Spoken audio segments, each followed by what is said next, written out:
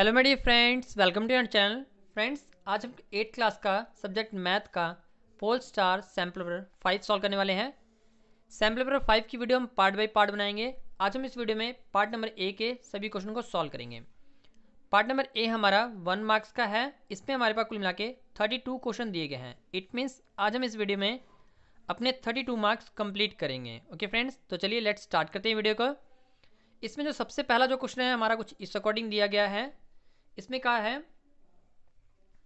A positive rational number has additive inverse. हमें कहा गया है कोई पॉजिटिव रैशनल नंबर काउंट करना है और उसका एडिटिव इनवर्स क्या होता है। ओके फ्रेंड्स, तो चलिए हम अपनी आंसर शीट पे आते हैं। एडिटिव इनवर्स में आपने क्या करना है, पॉजिटिव का फंक्शन दिया है तो आपने नेगेटिव का फंक्शन लिख देना है, और अगर नेगेटिव का फंक्शन दिया है तो आपने पॉजिटिव का लिख देना है। Okay friends, just additive inverse में सिंबल चेंज होता है। ओके फ्रेंड्स, एडिटिव इनवर्स में हम सिंबल चेंज करते हैं। जैसे अगर कोई नंबर हमारे पास 4/5 दिया है, पॉजिटिव का दिया है, आप आंसर में 4/5 नेगेटिव का लिखेंगे। ओके फ्रेंड्स, एडिटिव इनवर्स सिर्फ हम सिंबल चेंज करते हैं। तो इस हिसाब से B is a right answer. Okay friends, तो बी को टिक कर लीजिएगा। चलिए अगला क्वेश्चन करते हैं, क्वेश्चन नंबर 2। इसमें हमसे कहा गया है solution of 5x minus 5t minus 3 equals to में 3t माइनस 5 इज। हमें कहा गया कोई एक फंक्शन दिया है 5t माइनस 3 इक्वल्स टू में 3t माइनस 5। हमें क्या करना है, t की वैल्यू निकालनी है। तो हम क्या करेंगे, सबसे पहले जिन भी टर्म के साथ t लिखा हुआ है, इट मीन्स हमारे पास जो अलजेब्रिक टर्म है हम उनको एक तरफ करेंगे। ओके फ्रेंड्स, तो हमने क्या किया, 5 पहले लिख लिया, 3 इक्वल्स टू के इधर आएगा तो ये नेगेटिव का हो जाएगा। उसी अकॉर्डिंग हमने इक्वल्स टू लगाया और 5 अब हम यहाँ लिखेंगे। ये इक्वल्स टू के इधर ही पड़ा हुआ है, हमने यहीं रखा हुआ है। अब ये 3 इधर आके पॉजिटिव का हो जाएगा, नेगेटिव था तो इधर आके पॉजिटिव। फाइनली अब इन दोनों को सॉल्व करेंगे। 5 माइनस का है और 3 प्लस का है, सॉल्व करेंगे आएगा माइनस का 2। अब 5t में से 3t माइनस करेंगे कितना आएगा, 2t। अब क्या करेंगे हम, ये जो 2 है यहाँ पर मल्टीपल केस में लगा है, 2t लिखा हुआ है। अब ये 2 नीचे आएगा यहाँ से तो डिवाइड के केस में आ जाएगा। 2 को 2 से डिवाइड करेंगे, फाइनली कितना आएगा 1। तो t इक्वल्स टू माइनस का 1 हमारा आंसर है। देखिए ये माइनस वहीं लगा था, हमने -1 लगा लिया। आई होप ये आंसर आपको क्लियर हो गया होगा। It means D is a right answer. चलिए क्वेश्चन नंबर 3 कर लेते हैं। क्वेश्चन नंबर 3 में हमसे कहा गया है opposite sides of parallelogram are equal and parallel of a different length, non-parallel, none of these। तो सबसे पहले तो हमें पता होना चाहिए पैरेललोग्राम हमारा बनता कैसे है। तो फ्रेंड्स, पैरेललोग्राम हमारा कुछ ऐसे बनता है जिसके आमने सामने की सभी साइडें इक्वल होती हैं। जैसे आमने सामने की दोनों साइडें इक्वल, उसी अकॉर्डिंग अपवर्ड, यहाँ पर ये राइट और लेफ्ट। ओके फ्रेंड्स, ये दोनों साइडें इक्वल होती हैं पैरेललोग्राम की। तो first condition is a right answer. Equal and parallel, ये दोनों इक्वल लेंथ होगी। जैसे अगर मानते हैं ये 10 सेंटीमीटर है तो ये भी 10 सेंटीमीटर, अगर ये 5 सेंटीमीटर है तो ये भी 5 सेंटीमीटर। ओके फ्रेंड्स, तो आमने सामने की जो भुजाएं इक्वल होती हैं और पैरेलल होती हैं, तो A is a right answer. चलिए अगला क्वेश्चन करते हैं। हमें कहा गया है which of the following quadric are possible. Which of the following quadrilateral are possible. Quadrilateral में क्या होता है, हमारे पास कुल मिला के 4 साइडें होती हैं क्वाड्रिलेटर की। तो हमने क्या किया है, एक क्वाड्रिलेटर बना लिया है और हमें कंडीशन कहा गया है if 4 angle and 1 diagonal are given. क्या हमें 4 एंगल दिए हों और एक डायगोनल दिया हो तो हम क्वाड्रिलेटर बना सकते हैं, या फिर if 4 side and 1 diagonal are given तो हम क्वाड्रिलेटर बना सकते हैं। Third option is 3 angle and 2 diagonal given हो तो हम क्वाड्रिलेटर बना सकते हैं। और फोर्थ ऑप्शन क्या है, if 1 angle and 1 diagonal and 3 angle are given तो हम डायगोनल बना सकते हैं, क्वाड्रिलेटर बना सकते हैं। तो याद रखिए हमें कम से कम 4 साइडें सभी क्वाड्रिलेटर की दी होनी चाहिए, चारों साइडें। अगर चारों साइडें इक्वल हों या अनइक्वल हो, पर 4 साइडें वाला ही क्वाड्रिलेटर होता है। चारों साइडों की मेजरमेंट हमें पता होना चाहिए, तभी हम क्वाड्रिलेटर ड्रॉ करते हैं। और एटलीस्ट कम से कम एक डायगोनल तो दिया होना चाहिए। जैसे कि मैंने यहाँ पर बनाने की कोशिश की है, ये देखिए first side, second side, third और फोर्थ। हमने ये माना कि आमने सामने की ये इक्वल है, बस मान लिया है एज यूर विश। आप कैसा भी क्वाड्रिलेटर बना सकते हैं, टेढ़ा मेढ़ा। हमें अगर मेजरमेंट दिया हो, किसी की भी मेजरमेंट हो, चारों की मेजरमेंट दी हो, तो हम वो क्वाड्रिलेटर ड्रॉ कर सकते हैं। और कम से कम एक डायगोनल तो दिया होना चाहिए, जिससे कि हमें पता लग सकेगा कि हमारा जो क्वाड्रिलेटर है किस शेप का बन रहा है, रेक्टेंगल बन रहा है, पैरेललोग्राम बन रहा है, स्क्वायर बन रहा है। तो हमें ये आंसर हम टिक करेंगे, B is the right answer. If 4 side and 1 diagonal are given then we draw a possible quadrilateral. Okay friends, चलिए आई होप ये आंसर आपको क्लियर हो गया होगा। क्वेश्चन नंबर 5 कर लेते हैं। क्वेश्चन नंबर 5 में हमसे क्या कहा हुआ है, find the probability getting tail on tossing a coin. हमें कहा गया है अगर हम एक क्वाइन उछाल रहे हैं, ये भारत में बना रखा है, भारत का सिंबल जिसमें चिन्ह बना होता है, और ये 1। ओके फ्रेंड्स, जस्ट नॉर्मली हमने डायग्राम बनाया आपको समझाने के लिए। तो क्या करना है हमें, अगर हम डाइस सिक्के को उछालेंगे, या तो हेड आएगा या तो टेल आएगा। भारत वाले हिस्से को हम हेड कहते हैं, और जिसपे काउंटिंग लिखा होता है उसको हम टेल कहते हैं। ओके फ्रेंड्स, तो याद रखिए कोई एक ही आएगा, तो जब दोनों में से प्रोबेबिलिटी आधी आधी बढ़ जाएगी, तो इट मीन्स जो टेल आने की प्रोबेबिलिटी है हमसे पूछी गई है वो 1/2 है। उसी अकॉर्डिंग हेड आने की प्रोबेबिलिटी भी 1/2। दोनों की प्रोबेबिलिटी को हाफ हाफ बांट दिया जाएगा। ओके फ्रेंड्स, तो it means C is a right answer, 1/2। I hope ये आंसर आपको क्लियर हो गया होगा। चलिए नेक्स्ट क्वेश्चन कर लेते हैं, क्वेश्चन नंबर 6। इसमें हमसे कहा गया है square of number will be a odd number. हम किसका स्क्वायर करें, स्क्वायर ऑफ विच नंबर, हम किसका स्क्वायर करें will be a odd number, की ऑड नंबर बने। तो सबसे पहले क्या करिए, अगर हम कोई नंबर लेट कर रहे हैं जिसका इवन टर्म है, इवन इवन इट मीन्स जिसमें 2 4 6, या जैसे देखिए यहाँ पर 20 लिखा हुआ है, 46 लिखा हुआ है, 96 98, ये सारे तीनों टर्म हमारे इवन नंबर हैं। अगर हम किसी भी इवन नंबर का स्क्वायर करते हैं तो हमारे पास रिजल्टेंट इवन नंबर ही आएगा। अगर हम किसी ऑड नंबर का स्क्वायर करते हैं तो फाइनली हमारे पास ऑड नंबर ही रिजल्टेंट आएगा। तो हमने क्या किया, 37 का स्क्वायर किया, इट मीन्स 37 को हम 2 बार मल्टीप्लाई करके लिखेंगे, जिससे रिजल्टेंट आएगा 1369। तो ये जो मेरा नंबर बना है ये मेरा ऑड नंबर बन गया है। ये हमसे कहा गया है इनमें से कौन सा नंबर है जिसका स्क्वायर करेंगे तो ऑड नंबर मिलेगा। तो finally A is the right answer. Okay friends, चलिए क्वेश्चन नंबर 7 कर लेते हैं। क्वेश्चन नंबर 7 में हमसे क्या कहा हुआ है, बोला गया find the smaller number by 2592 into 10⁻6 will be divide two make a perfect cube. हमें कहा गया है कि जो ये नंबर दिया गया है 2596 इंटू 10⁻6 को हम किससे डिवाइड करेंगे कि ये परफेक्ट क्यूब बन जाएगा। ओके फ्रेंड्स, याद रखिए क्यूब में 3 पेयर्स बनते हैं। हमने क्या किया, सिंपली इनका एलसीएम कर लिया है। ओके फ्रेंड्स, तो 2592 का, ओके सॉरी यहाँ मिस्टेक हो गया है, 2592 का हम क्या करेंगे, एलसीएम करेंगे। तो फिर एलसीएम कुछ इस अकॉर्डिंग करेंगे। एलसीएम करने पे हमने क्या किया, 2 का एक पेयर यहाँ बना लिया है, 3 का एक पेयर यहाँ बना लिया है, 3 को हमने कंबाइन किया है। हम क्यूब में, परफेक्ट क्यूब में हम 3 के जोड़े बनाते हैं। ये एक 3 का पेयर बनाया, ये एक 3 का पेयर बनाया। उसके बाद ये देखिए ये जो रकमें बच गई हैं इनका हम कंबाइन नहीं कर पा रहे हैं, तीनों अलग अलग डिफरेंट नंबर है, 2 ये बन रहे हैं, एक ये बन रहा है, तो इनका एक परफेक्ट नंबर नहीं बन रहा है। तो फाइनली यही अगर नंबर हम डिवाइड कर देंगे, 2 2 और 3 को मल्टीप्लाई किया जाएगा 12। तो फाइनली अगर मैं 2592 को अगर हम 12 से डिवाइड कर दें तो ये एक परफेक्ट क्यूब नंबर बन जाएगा। ओके फ्रेंड्स, और रही बात 10⁻6 है, तो 6 को अगर हम 10 की पावर को हम 6 बार ओपन करेंगे, ऐसे 10 into 10 into 10 into 10, 6 time open करना है। ओके फ्रेंड्स, तो देखिए इनका 3 का एक पेयर कंप्लीट हो जाएगा 3 का। ओके फ्रेंड्स, तो इसको हमने नहीं छेड़ना है, हमने सिर्फ इसको ही, इसका ही एलसीएम करना है, और इनका जो पेयर में से बाहर बन रहे हैं उन्हीं को हम मल्टीप्लाई करके बताएंगे कि हाँ जी हमारे पास 12 वो नंबर है, स्मॉलेस्ट नंबर है, जिससे कि हम डिवाइड करेंगे अगर ये पूरी रकम को, तो ये हमारे पास एक परफेक्ट क्यूब बन जाएगा। तो 12 is a right answer. Okay friends, I hope ये कंडीशन आपको समझ आ गई होगी। ओके फ्रेंड्स, चलिए क्वेश्चन नंबर 8 कर लेते हैं। क्वेश्चन नंबर 8 में हमसे कहा गया है Ashok save 600 after spending 60% of total salary.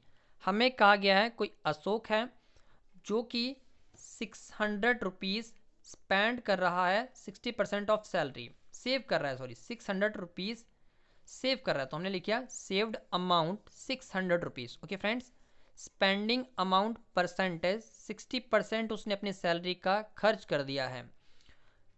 उसके बाद सेविंग अमाउंट परसेंटेज कितना खर्च किया है 60%, तो उसके पास अभी कितना बचा है 40% बचेगा। ओके फ्रेंड्स, क्योंकि सैलरी को हम 100% के अकॉर्डिंग काउंट करेंगे। ओके फ्रेंड्स, तो 40% बचा हुआ है और 40% जो अमाउंट है वो क्या क्या क्या है 600 है। 40% जो अमाउंट है वो हमारा 600 है। टोटल सैलरी हमने लेट कर लिया है कि टोटल सैलरी उसकी x है।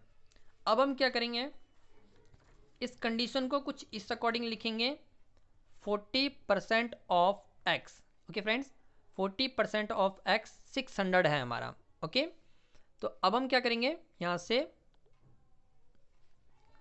परसेंटेज को हटाकर हम नीचे 100 लगा लेंगे और x वैसे का वैसा ही लिख देंगे इक्वल्स टू में 600।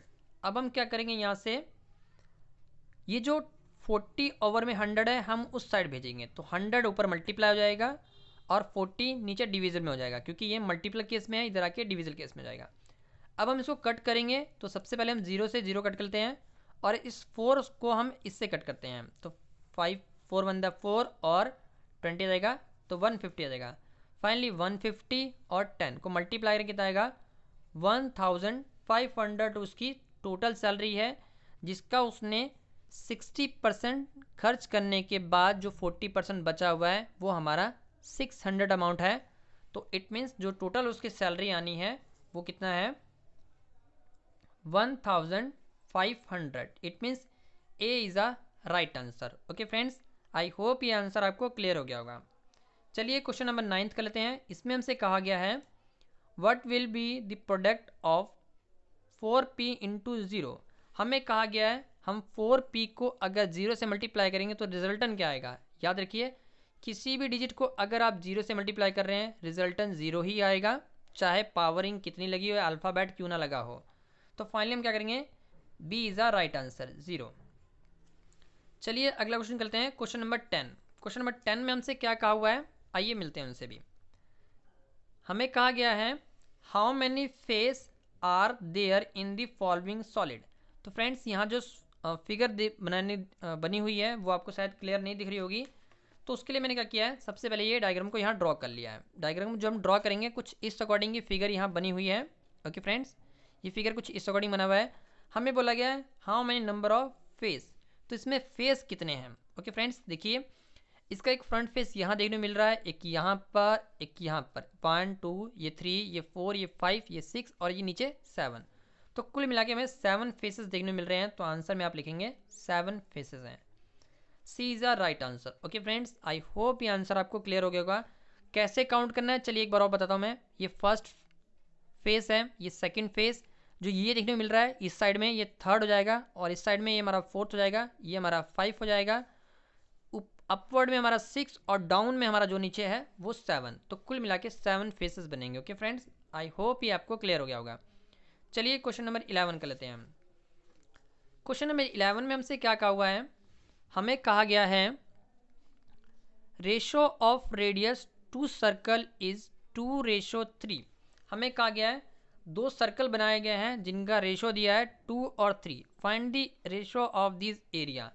हमने सबसे पहले क्या करना है, इस कंडीशन को इस अकॉर्डिंग लिखना है। देखिए मेरे फ्रेंड्स, मैं यहाँ करता हूँ, रेशो बोला गया है क्या, किसका ratio, radius of first circle का और रेडियस ऑफ सेकंड सर्कल का कितना है, ऊपर में लिखा है 2 और 3।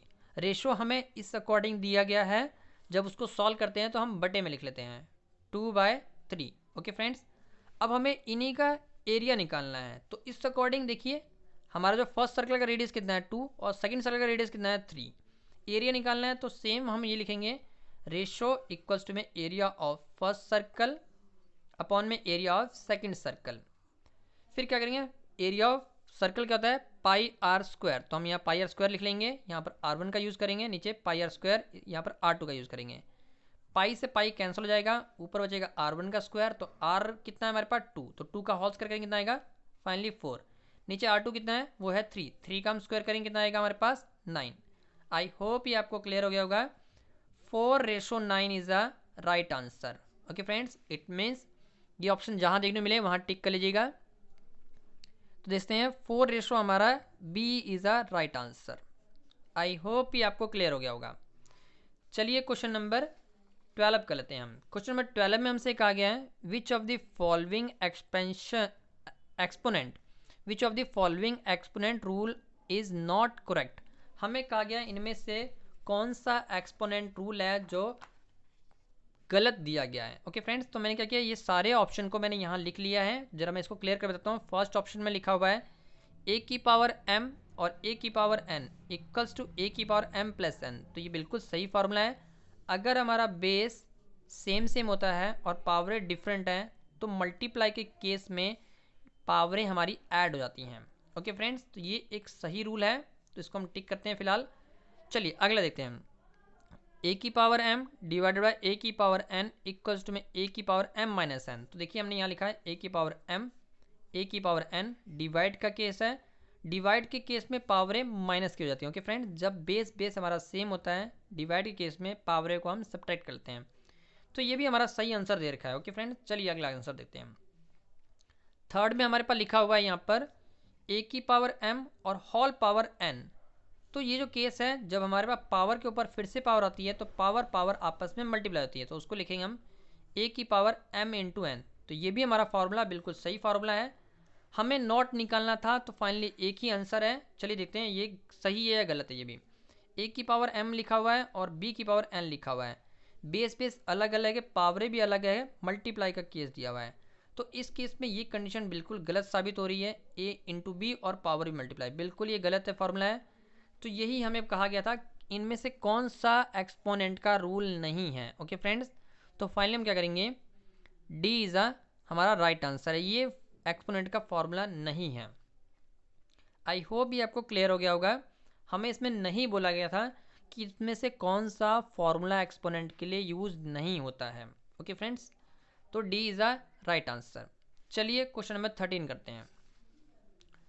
क्वेश्चन नंबर 13 में हमसे क्या कहा हुआ है, सोनाली बाउट अ 1 दर्जन notebook for 66 rupees, what will she पे 1 नोटबुक। बोला गया है कि सोनाली है, उसने 1 दर्जन किताबें खरीदी हैं, कितने रुपए में, 66 रुपये में उसने 1 दर्जन। 1 दर्जन it means 12 notebook. Okay friends, दर्जन में हम 12 काउंट करते हैं। ज़रूरी नहीं है कि दर्जन हम सिर्फ बनाना के लिए यूज़ करें, केले के लिए यूज़ करें, जी नहीं। दर्जन हर वो उस चीज़ के लिए यूज़ किया जाता है जिसमें 12 क्वांटिटी होती है, चाहे वो नोटबुक्स हो, चाहे वो एप्पल हो या बनाना हो या फिर कोई अदर पेंसिल, कलर बॉक्स या जो भी। ओके फ्रेंड्स, जिसमें 12 चीज़ें होती हैं उनको हम दर्जन में काउंट कर सकते हैं। तो हमें कहा गया है द कॉस्ट ऑफ 1 दर्जन नोटबुक इज़ 66 रुपीज़, मतलब 12 कॉपियों की कीमत 66 रुपीज़ है, 66 रुपये है। हमें कहा गया है कि वो 1 नोटबुक के कितने रुपए पे करेगी। तो हम क्या करेंगे, द कॉस्ट ऑफ 1 नोटबुक लिखकर 12 से इसको डिवाइड कर देंगे। 66 को 12 से डिवाइड करेंगे कितना आएगा, 5.5 रुपीज़। इट मीन्स 5 रुपये 50 पैसे वो पे करेगी। ओके फ्रेंड्स, तो finally D is a right answer. Okay friends, D is a right answer. यहाँ छोटा सा मिस्टेक हो रखी है, D is a right answer. 5 rupees 50 पैसे। आप 5.5 भी लिख लेंगे तो भी कोई दिक्कत नहीं है, दोनों ही आंसर सेम है। चलिए अगला क्वेश्चन करते हैं, क्वेश्चन नंबर 14। इसमें हमसे कहा गया है find the product, find the following is the factor of. Factor तोड़ना है 3x माइनस 9। इनमें से कौन सा फैक्टर है, तो फैक्टर कैसे तोड़ते हैं जरा हम क्लियर करते हैं। यहाँ पर 3x माइनस 9 लिखा हुआ है। सबसे पहले हमने क्या किया, 3 को क्या लिखते हैं, हम 3 को लिखेंगे 3 इंटू में x, मतलब 3 मल्टीप्लाई बाय एक्स। 9 को क्या लिखते हैं, 3 इंटू 3, मतलब 3 मल्टीप्लाई 3। फाइनली दोनों में देखो कॉमन क्या है, 3 हमारा कॉमन है, तो हमने क्या किया, 3 बाहर निकाल लिया, ये भी बाहर निकाल लिया और ये भी बाहर निकाल लिया, तो वो हमने बाहर रख लिया। इधर क्या बचेगा, इधर बचेगा सिर्फ x, तो हमने x ले दिया। इधर क्या बचेगा, 3 बचेगा। बीच में क्या है माइनस, तो फाइनली ये हमारा आंसर बन जाएगा 3 ब्रैकेट में x minus 3। It means D is a right answer. Okay friends, चलिए क्वेश्चन नंबर 15 कर लेते हैं। क्वेश्चन नंबर 15 में हमसे क्या कहा हुआ है, बोला गया एक डायग्राम दे रखा है, तो डायग्राम को हमने यहाँ ड्रॉ करने की कोशिश कर रखी है ऐसे। इसमें कुछ भी मेंशन किया हुआ है, यहाँ क्लियर नहीं दिख रहा था, हम यहाँ 1 2 मेंशन करते हैं, 1 2 3 4 5 6 7। ओके फ्रेंड्स, अब हमें क्या है, इस टाइप ऑफ ग्राफ, ये किस टाइप का ग्राफ है, किस टाइप का ग्राफ है, लाइन ग्राफ है, बार ग्राफ है, पाई चार्ट है, या सभी ऑल। तो याद रखिए, जब भी हमारे पास डायग्राम सर्कल में काउंट होता है तो उसको हम पाई चार्ट कहते हैं। ओके फ्रेंड्स, क्या कहते हैं, pie chart. It means C is a right answer. चलिए क्वेश्चन नंबर 16 कर लेते हैं। क्वेश्चन नंबर 16 में हमसे क्या कहा है, find the value of A and B. हमें कहा गया है 87 बी और ए अपॉन में नीचे लिखा हुआ है 1A1। ओके फ्रेंड्स, इसको हमने यहाँ दिखाने की कोशिश की है। हमें ये ए की वैल्यू चाहिए, जो ए यहाँ होगा वो ए यहाँ पे भरा जाएगा और बी यहाँ भरा जाएगा। ए और बी की वैल्यू निकालनी है, हमने खुद सोचना है कि आंसर क्या बन सकता है। तो सबसे पहले देखिए यहाँ पर क्या लिखा है 7, हमने यहाँ 7 लिख लिया। ए की जगह पे हम क्या फिल करेंगे कि नीचे 1 बनेगा, तो हम 4 फिलअप करेंगे। ओके फ्रेंड्स, अगर ए की जगह हम 4 फिलअप करेंगे तभी नीचे 1 बनेगा, या कोई और थिंक करिए, कोई और डिजिट अगर आपको लगता है कि हाँ यहाँ कोई और डिजिट आता है तो आप भर के देख सकते हैं। हमने यहाँ 4 फिलअप किया, 7 में 4 ऐड करेंगे कितना आएगा 1 आ जाएगा, कैरी 1 आ गया। अब हम 8 में 1 जोड़ेंगे कितना आएगा 9। 9 में हम क्या जोड़े, बी के लिए हम क्या रखें कि हमारे पास नीचे यहाँ पर फिर से ए वाला ही टर्म बन जाए, तो हम यहाँ पर 5 रखेंगे। 9 में 5 ऐड किया तो 4 बन जाएगा, जो कि ए और ए सेम सेम है, 4 और 4 सेम सेम हो जाएगा। फाइनली 14 इज अ, ये पूरा टोटल 144 आएगा, 141 आएगा। ओके फ्रेंड्स, इट मीन्स अगर हम ए की वैल्यू 4 रखें और बी की वैल्यू 5 रखें तो ये जो पजल दे रखी है एक हिसाब से उसको हम कंप्लीट कर पाएंगे। ओके फ्रेंड्स, तो हमारा इस according A is a right answer. चलिए नेक्स्ट क्वेश्चन करते हैं। नेक्स्ट क्वेश्चन में हमसे ट्रू फॉल्स पूछे गए हैं, चलिए उनको भी सॉल्व करते हैं हम। सबसे पहले हमसे कहा गया है a simple close curve is a circle. हमें कहा गया है क्या सर्कल हमारा सिंपल क्लोज कर्व होता है, तो बिल्कुल सही है जी। सर्कल हमारा एक सिंपल कर्व है, सिंपल क्लोज कर्व है। कर्व इट मीन्स जिसके साइड में राउंड बनते हैं, जैसे देखिए ये चीज़ राउंड बन रही है, कर्व इन्हीं चीज़ों कहते हैं। सिलेंडर में हमारा कर्व बनता है ऐसे गोल की तरफ, कोन में हल्की सी कर्व बनती है, स्फेयर में कर्व बनती है। Curve it means C type, चाहे इस साइड हो चाहे इस साइड हो, या अपवर्ड में हो या डाउनवर्ड में हो। कर्व सी में या यू में के अल्फ़ाबेट के अकॉर्डिंग होता है, तो उसको कर्व कहते हैं। तो simple curve, simple close curve is a circle, तो बिल्कुल सही है जी, इसका आंसर आप ट्रू लिखेंगे, ये एक ट्रू स्टेटमेंट कही जा रही है। चलिए अगला क्वेश्चन करते हैं।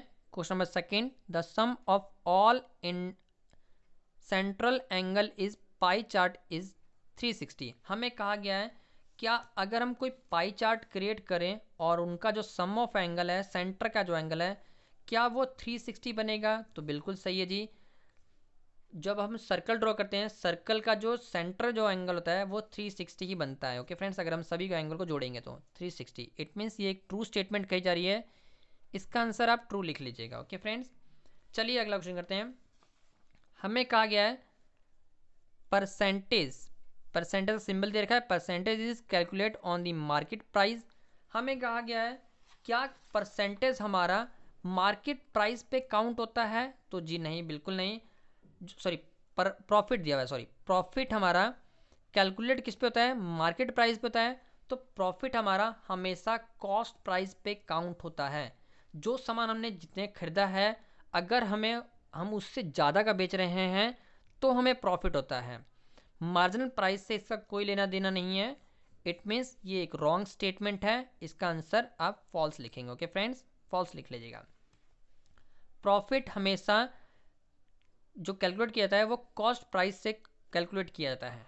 कितने का हमने खरीदा, कितने का हमने बेचा, जो रेस्ट बच गया हमें माइनस करके, उससे हम प्रॉफिट काउंट करते हैं। ओके फ्रेंड्स, प्रॉफिट परसेंटेज का फॉर्मूला क्या है मैं वो भी लेता हूँ। प्रॉफिट परसेंटेज का फॉर्मूला प्रॉफिट अपॉन में सीपी इंटू में 100। ओके फ्रेंड्स, देखिए सीपी के अकॉर्डिंग हम प्रॉफिट परसेंटेज काउंट करते हैं। ओके फ्रेंड्स, तो ये एक रॉन्ग स्टेटमेंट है। चलिए अगला क्वेश्चन करते हैं, question number fourth. Question number fourth में क्या कहा हुआ है, हमें कहा गया है 4p⁻³ इंटू में -3p। Okay friends, 4p⁻3 into में -3p को अगर मल्टीप्लाई करें क्या बनेगा, माइनस का 12 इंटू p⁴, तो बिल्कुल सही है जी। देखिए इसमें क्या करेंगे हम, ये 4 और -3 को मल्टीप्लाई करेंगे कितना आएगा, माइनस का 12 p⁻3 और यहाँ p⁻1 है, बेस दोनों का p है तो पावर ऐड हो जाएंगी, 4 लिखा जाएगा। तो फाइनली एक बिल्कुल ट्रू स्टेटमेंट कही जा रही है, तो इसका आंसर आप ट्रू लिख लीजिएगा। ओके फ्रेंड्स, चलिए अगला क्वेश्चन करते हैं। अगले क्वेश्चन में बोला गया है volume of cone is πr²। हमें कहा गया है क्या वॉल्यूम ऑफ कोन जो है हमारा πr² होता है, तो बिल्कुल नहीं जी, ये तो सर्कल का एरिया होता है जी, बिल्कुल। तो कोन का जो वॉल्यूम ये गलत कहा जा रहा है, इट मीन्स ये रॉन्ग स्टेटमेंट कही गई है, इसका आंसर आप फॉल्स लिख लीजिएगा। आपको जरा क्लियर कर दें, वॉल्यूम ऑफ कोन होता है हमारे पास 1/3 πr²h वॉल्यूम का फॉर्मूला होता है, वॉल्यूम ऑफ कोन का। Okay friends, volume of cone का फॉर्मूला 1/3 πr²h, हमें कहा गया πr², तो बिल्कुल गलत स्टेटमेंट है ये, इसका आंसर फॉल्स लिख लीजिएगा। चलिए क्वेश्चन नंबर 6 कर लेते हैं। इसमें हमसे कहा गया है the relation between height of a tree and the length of its shadow time being the same is the directly proportional. हमें कहा गया है अगर हम कोई ट्री बना रहे हैं और उसके नीचे परछाई बन रही है, क्या वो टाइम के अकॉर्डिंग ही बन रहा है, टाइम अगर हमारा सेम है तो उसी अकॉर्डिंग हमारा परसेंटेज बनेगी, परछाई बनेगी या शैडो बनेगी, तो बिल्कुल ये डायरेक्टली प्रोपोर्शन है, जिस अकॉर्डिंग टाइम इंक्रीज होता जाएगा, परछाई सूरज के अकॉर्डिंग वो छोटी बड़ी से बड़ी होती जाएगी, वो उसी अकॉर्डिंग होगा, तो बिल्कुल ये ट्रू स्टेटमेंट है, इसका आंसर आप ट्रू लिख लीजिएगा। ओके फ्रेंड्स, चलिए नेक्स्ट क्वेश्चन करते हैं। क्वेश्चन नंबर 7 में हमसे कहा गया है the sum of digit of a number is divisible by 3 then the number will be divisible by 3। हमें कहा गया है अगर हम कोई डिजिट थिंक करते हैं, जैसे कि मैंने यहाँ पर थिंक किया हुआ है 3 और 6, मैंने 36 थिंक किया था, 36 का पहला डिजिट 3 और 6 दूसरा डिजिट है, इन दोनों डिजिट को ऐड करने को बोला गया। देखो सम ऑफ डिजिट बोला गया है, जो डिजिट हमने थिंक किया है इनको हमने ऐड करना है, तो कहा गया क्या वो 3 से डिवाइड हो जाएगा, तो बिल्कुल सही है जी।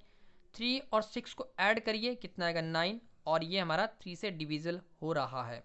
ओके फ्रेंड्स, अब क्या कहा हुआ है, जो हमने पूरा नंबर माना था 36, तो क्या ये जो 36 एक डिजिट नंबर बना हुआ है, अ नंबर 36 एक नंबर काउंट होगा, डिजिट्स उनके ये डिजिट काउंट होंगे। ओके फ्रेंड्स, उसको अगर हम 3 से डिवाइड करें तो बिल्कुल 3 से डिवाइड होगा, तो बिल्कुल सही है जी, तो वो 3 से डिवाइड हो जाएगा। हमें कहा था sum of digit of a number is divisible by 3। हमें कहा गया कोई ऐसा नंबर थिंक करना है जिनको जोड़कर वो 3 से डिवाइड हो रहा है, तो क्या वो उसका जो टोटल नंबर है, जैसे 36 या 40 आप 5 रख लीजिए, अगर इन दोनों को ऐड कर रहा हूँ तो 9 बन रहा है, 9 3 से डिविजिबल बोला है मुझे, इन दोनों का डिजिट जोड़ें तो 3 से डिवाइड हो रहा है, तो क्या 45 भी 3 से डिवाइड होगा, तो बिल्कुल सही है जी, तो ये 3 से डिवाइड हो जाएगा। ओके फ्रेंड्स, आई होप ये आपको क्लियर हो गया होगा। मैं एक बार रिवाइंड करने की कोशिश करता हूँ। हमें उन्होंने कहा है कि कोई डिजिट थिंक करना है कि जो उनके इन दोनों डिजिट को अगर हम ऐड करते हैं, जैसे हम 6 और 3 लिख लें, 63, 6 और 3 को ऐड करने पे 9 मिल रहा है, और 9 हमारा 3 से डिविजल होता है, तो बिल्कुल सही है जी।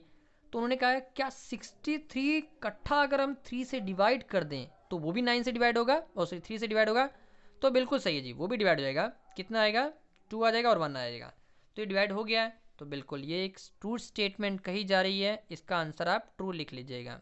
ओके फ्रेंड्स, आई होप ये कंसेप्ट आपको क्लियर हो गया होगा। चलिए क्वेश्चन नंबर 8 करते हैं। इसमें हमसे कहा गया है every even number is not divisible by 2।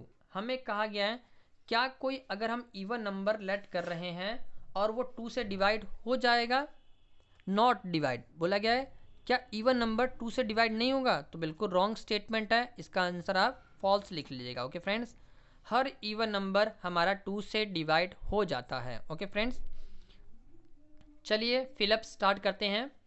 पहला फिलअप क्या बोला हुआ है, एडिटिव इनवर्स ऑफ -10 1/10 हमें एडिटिव इन्वर्स बोला गया है। याद रखिए एडिटिव इन्वर्स में हम सिर्फ सिंबल चेंज करते हैं, तो हमने क्या किया, इसका एडिटिव इन्वर्स क्या रखा, नेगेटिव कहा गया है, ये हमने पॉजिटिव में कन्वर्ट कर लिया है। ओके फ्रेंड्स, पॉजिटिव आप लिख लीजिए या ना लिख लीजिए एज यू विश, कोई इफेक्ट नहीं पड़ता उससे। फिर हम इसको थोड़ा सॉल्व करेंगे। 100 को 100 से 10 को 10 से मल्टीप्लाई करके कितना आएगा 100, 100 में 1 ऐड करेंगे कितना आएगा 101 अपॉन में 10, ये हमारा right answer. Okay friends, 101 upon में 10 is a right answer. I hope ये आपको आंसर क्लियर हो गया होगा। एडिटिव इन्वर्स जब हमने स्टार्टिंग किया था हमने आपको यहीं क्लियर किया था एडिटिव इन्वर्स क्या होता है, जिसमें हम पॉजिटिव को नेगेटिव और नेगेटिव को पॉजिटिव में कन्वर्ट करते हैं। वही हमें यहाँ देखिए नेगेटिव इस बार बोल दिया था, हमने पॉजिटिव में कन्वर्ट कर दिया, उसको सॉल्व कर लिया। आई होप ये आपको क्लियर हो गया होगा। चलिए अगला क्वेश्चन करते हैं। क्वेश्चन नंबर 2 में हमसे क्या कहा हुआ है, हमें कहा गया है a quadrilateral whose all sides are equal is called. हमें कहा गया एक क्वाड्रिलेटर बनाना है, हमने एक क्वाड्रिलेटर लेट कर लिया जिसकी सभी साइडें इक्वल हैं। अगर सभी साइडें किसी क्वाड्रिलेटर की इक्वल हो जाती हैं तो वो क्या होता है, वो स्क्वायर बनता है। ओके फ्रेंड्स, स्क्वायर आप लिख लीजिए, और भी हैं बनते हैं, हमें कोई एक एग्जाम्पल ही लिखनी है। ओके फ्रेंड्स, तो आप यहाँ पर स्क्वायर लिख लेंगे। चलिए अगला क्वेश्चन पढ़ते हैं। इसमें हमसे कहा गया है on throwing a dice probability of getting 5। हमें कहा गया है अगर हम कोई डाइस को फेंक रहे हैं तो 5 आने की प्रोबेबिलिटी क्या है। ओके फ्रेंड्स, तो अगर हम लूडो की गीटी डाइस, इट मीन्स लूडो की गीटी को हम फेंकेंगे तो क्या आएगा, 1 आ सकता है, 2 आ सकता है, 3 आ सकता है, 4 आ सकता है, 5 आ सकता है, 6 आ सकता है। तो टोटल प्रोबेबिलिटी कितनी बनेगी, 6 बनेगी। 5 कितनी बार आएगा, अगर एक बार फेंकेंगे तो एक ही बार आने के चांसेस हैं। ओके, एक बार फेंकेंगे तो ऑब्वियस बात है कि 5 ही आएगा, या 4 3 4 कुछ भी आ सकता है, पर हमें बोला गया 5 आने की प्रोबेबिलिटी, तो हम यहाँ लिखेंगे प्रोबेबिलिटी गेटिंग 5। 5 कितनी बार है, 1 बार, तो 1 टाइम ऊपर लिखेंगे और 6 नीचे लिखेंगे। Finally 1/6 is a right answer. आप यहाँ पर लिखेंगे 1/6। चलिए आई होप ये भी आपको क्लियर हो गया होगा। नेक्स्ट क्वेश्चन करते हैं। हमसे कहा गया है the variable of a algebraic expansion 5x + 3 is. हमें कहा गया है कोई अलजेब्रिक एक्सपेंशन दी गई है 5x + 3, उनमें कहा गया है कि कौन सा the variable of algebraic expansion, इसमें अलजेब्रिक एक्सपेंशन कौन सी है, तो x is a algebraic expansion. Okay friends, आप यहाँ पर आंसर में लिखेंगे x। आई होप ये आपको क्लियर होगा। Algebraic it means alphabet. Okay friends, simply याद रखिए अलजेब्रिक पूछा गया है, इट मीन्स हमें उसमें अल्फ़ाबेट ढूंढना है, कौन सा अल्फ़ाबेट लगा हुआ है, तो x हमारा अल्फ़ाबेट वो लगा हुआ है। चलिए अगला क्वेश्चन करते हैं। अगले क्वेश्चन में हमसे बोला है एरिया ऑफ ट्रेपीजियम। ट्रेपीजियम कैसे बनता है, ट्रेपीजियम ऐसा होता है जिसकी एक साइड नीचे वाली साइड के पैरेलल होती है, बट इनकी साइड का मेजरमेंट अलग अलग होता है। साइड में ये जो बीच में इनकी बिटवीन है ये इनकी हाइट काउंट होती है, तो कुछ इस अकॉर्डिंग ये पैरेलल ट्रेपीजियम बनता है। ट्रेपीजियम की ये वाली साइड और ये वाली साइड दोनों अनपैरेलल होती हैं, अनपैरेलल होती है। ओके फ्रेंड्स, अनइक्वल भी काउंट कर सकते हैं हम, इक्वल भी काउंट कर सकते हैं, ये मेजरमेंट इक्वल हो सकती हैं और अनइक्वल भी हो सकती है। कंडीशन आपको जब दिया जाएगा तब तो पढ़ने मिलेगा। फिलहाल ट्रेपीजियम ऐसे पढ़ेंगे हम, ए ये रहा, ये हमारा बी और ये हाइट उनकी एच। तो एरिया ऑफ ट्रेपीजियम क्या होता है, 1/2 ए + बी इंटू में एच। ओके फ्रेंड्स, ये पूरा फार्मूला एरिया ऑफ ट्रेपीजियम के फाइंड करने के लिए यूज़ किया जाता है। आई होप ये भी आपको क्लियर हो गया होगा। चलिए क्वेश्चन नंबर 6 करते हैं जो कि हमारा अगले पेज पे है। चलिए खोलते हैं उसको भी। चलिए, तो ये रहा जो हमारा अगला क्वेश्चन है, question number 6। Okay friends, question number 6 में हमसे क्या कहा है, -3/4 की पावर 3 इंटू में -4/3 की पावर -5। ओके फ्रेंड्स, इस इक्वेशन को हमने यहाँ इस अकॉर्डिंग नोट कर लिया है, हमें जस्ट इन्हें सॉल्व करके लिखना है। तो सबसे पहले क्या करेंगे हम, ये जो नेगेटिव पावर है लगी हुई है इसको हम सीधा करेंगे और पॉजिटिव कर लेंगे, तभी हम इसको सॉल्व कर पाएंगे। हम क्या करेंगे, ये हमने सेम उतार लिया। जब पावर नेगेटिव से पॉजिटिव होता है तो नॉमिनेटर डिनोमिनेटर में और डिनोमिनेटर नॉमिनेटर में कन्वर्ट होता है, टर्न हो जाता है। तो 3 ऊपर चल जाएगा, 4 नीचे आ जाएगा। हमने माइनस वहीं का वहीं रखा है ऊपर ही। याद रखिए डिनोमीटर में हम माइनस का यूज़ नहीं करते हैं, वो माइनस नोमीटर को पास हो जाता है। इट मीन्स हमारा नोमीटर माइनस का काउंट होता है। अब हमारा ये पावर पॉजिटिव बन जाएगा, ऊपर प्लस और नीचे ये वाला भी प्लस। ओके फ्रेंड्स, ये भी प्लस कन्वर्ट दोनों हो गया। दोनों का बेस बेस जब सेम सेम है उस केस में हम क्या करते हैं, पावरों को ऐड करते हैं। देखिए -3/4 -3/4 दोनों सेम सेम है, power base base same same है, पावर हम ऐड कर देंगे।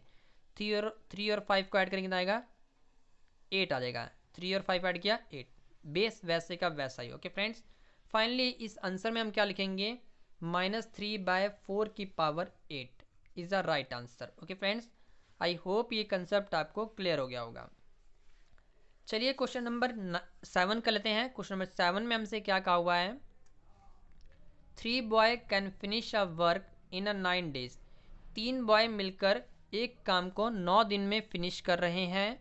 और बोला गया है 9 boy take to finish a same work in dash day.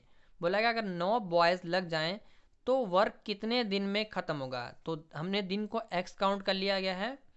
इस केस में क्या करेंगे, हम इन दोनों को टर्म को मल्टीप्लाई करेंगे, 3 और 9 को मल्टीप्लाई करेंगे सॉल्यूशन के टाइम अकॉर्डिंग टू क्वेश्चन लिखकर। वैसे तो आपने टिक ही करना है, जस्ट आप समझ लीजिए। 9 और x को मल्टीप्लाई करेंगे, 9 इंटू एक्स।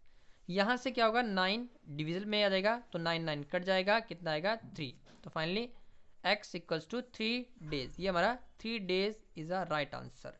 आंसर में लिखेंगे आप 3। आई होप ये भी आपको क्लियर हो गया होगा। चलिए क्वेश्चन नंबर 8 कर लेते हैं। क्वेश्चन नंबर 8 में हमसे क्या कहा हुआ है, हमें कहा गया है 1 और 2 point is in a dash quadrant. तो सबसे पहले हम क्लियर करते हैं क्वाड्रेंट क्या होता है। तो देखते हैं ये जो हिस्सा है हमारे पास, ये हमारा फर्स्ट क्वाड्रेंट, ये हमारा सेकंड क्वाड्रेंट, और ये हमारा थर्ड क्वाड्रेंट, और ये हमारा fourth quadrant. Okay friends, quadrant क्या होता है, किसी भी चीज़ के 4 हिस्से करने को हम क्वाड्रेंट काउंट करते हैं। ओके फ्रेंड्स, अब हम क्या करेंगे, जो हमारा पॉइंट बोला था 1 और 2 हम इसमें लोकेट करने की कोशिश करेंगे। तो हमने 1 और 2 यहाँ पर लेट कर लिया, ये 1 और 2 है। पहला जो पॉइंट होता है वो x होता है, दूसरा पॉइंट हमारा y होता है। तो हम क्या करेंगे, ये देखिए ये हमारा x एक्सिस है, राइट हैंड साइड ये पॉजिटिव होता है, लेफ्ट हैंड साइड में ये नेगेटिव होता है। अपवर्ड में y पॉजिटिव होता है, डाउन में y नेगेटिव होता है। सेंटर जो पॉइंट है इसको हम ओरिजिन पॉइंट कहते हैं, ये हमारा 0 0 होता है। ओके फ्रेंड्स, अब हम मेजरमेंट कर लेंगे, इधर पॉजिटिव इधर नेगेटिव, अपवर्ड में पॉजिटिव इधर नेगेटिव। पहला पॉइंट x हमारा 1 बोला है तो हमने यहाँ 1 से बिल्कुल सीधी लकीर ड्रॉ कर ली, और 2 बोला गया है तो 2 से बिल्कुल सीधी लकीर ड्रॉ कर ली। ड्रॉ करने में देखा हमने ये हमारा कट ऑफ पॉइंट मिल रहा है, यही हमें पॉइंट कहा गया है 1 और 2, इसको हम 1 और 2 लिख लेंगे। तो देखिए ये जो पॉइंट बना है किस क्वाड्रेंट में बना हुआ दिख रहा है आपको, तो फर्स्ट क्वाड्रेंट में बना हुआ दिख रहा है। ओके फ्रेंड्स, तो फाइनली ये हम लिखेंगे फर्स्ट क्वाड्रेंट। ओके फ्रेंड्स, याद रखिए, थोड़ा सा और मैं क्लियर करता हूँ इस क्वाड्रेंट वाले चीज़ को, ये बहुत अच्छी चीज़ है।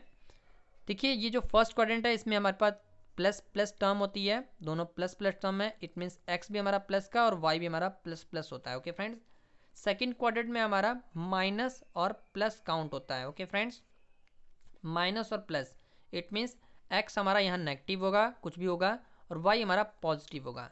और थर्ड क्वाड्रेंट होता है हमारा दोनों नेगेटिव नेगेटिव, मतलब हमें कोई भी चीज़ काउंट की जाएगी, कोई भी रकम, तो x की वैल्यू भी नेगेटिव काउंट होगी और y की वैल्यू भी नेगेटिव काउंट होगी। और फाइनली फोर्थ क्वाड्रेंट है वो हमारा होता है पॉजिटिव और नेगेटिव। इट मीन्स x हमारा पॉजिटिव होगा और y हमारा नेगेटिव होगा। आई होप ये क्वाड्रेंट का केस आपको क्लियर हो गया होगा। ओके फ्रेंड्स, अगर किसी तरह की दिक्कत परेशानी आती है हमें कमेंट कर लीजिएगा, हम उसका सोल्यूशन अलग सेपरेट वीडियो बनाकर कर देंगे।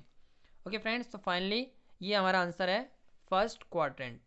इसके अकॉर्डिंग हमने पार्ट ए जो कि हमारा 1 मार्क्स का था, सैम्पल पेपर 5 हमने 1 मार्क्स वाले सभी क्वेश्चन सॉल्व कर लिए हैं। ओके फ्रेंड्स, नेक्स्ट वीडियो में हम पार्ट नंबर बी के सभी क्वेश्चन को सॉल्व करेंगे। बारी बारी सब वीडियो आएगी, पहले पार्ट नंबर बी, फिर पार्ट नंबर सी और पार्ट नंबर डी। इसी अकॉर्डिंग वीडियो कंटिन्यू रहेगी, कोई भी मॉडल इसी अकॉर्डिंग कंटिन्यू होगा। ओके फ्रेंड्स, तो बने रहे हमारे चैनल पर। किसी भी तरह की दिक्कत परेशानी आती है हमें कमेंट कर लीजिए, हम उसका सोल्यूशन करने की पूरी कोशिश करेंगे। ओके फ्रेंड्स, और हमारे चैनल को शेयर करना ना भूलें, हमारी वीडियो को लाइक करना ना भूलें, और हमारे चैनल और वीडियो को और फ्रेंड्स सर्कल में ज़रूर भेजें जिनसे वो भी अपने कंसेप्ट को क्लियर कर सकें। Okay friends, keep supporting us, please like share and subscribe my YouTube channel. Thank you, take care, all the best for exam.